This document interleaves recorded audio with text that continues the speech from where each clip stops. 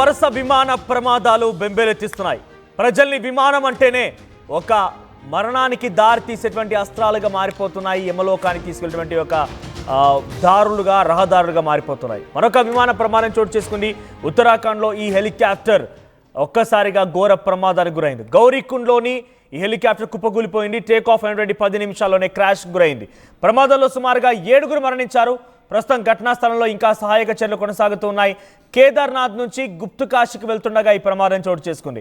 So మృతులు గుజరాత్కు చెందినటువంటి వాళ్ళగా తెలుస్తోంది. ఉత్తరాఖండ్, ఉత్తరప్రదేశ్, మహారాష్ట్ర, గుజరాత్కు చెందినటువంటి వారిగా గుర్తించారు.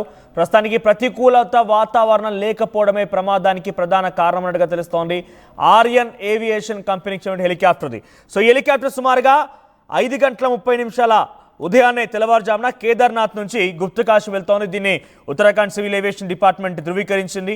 అయితే సుమారుగా 5:30 సమయంలో ప్రారంభం అవ్వగానే కేవలం 10 నిమిషాల్లోనే ఒక్కసారిగా గౌరీకుండ్ ప్రాంతానికి వెళ్ళగానే ఆ అడవి ప్రాంతంలో, ఆ కొండలో ఇలాంటి ప్రాంతంలో కుప్పకూలిపోయింది. అయితే దీనికి గల కారణం ప్రధానంగా వాతావరణం అనుకూలించకపోవడమే. పూర్ విజిబిలిటీ అండ్ వాతావరణం అనుకూలించకపోవడమే ప్రధాన కారణంగా తెలుస్తోంది.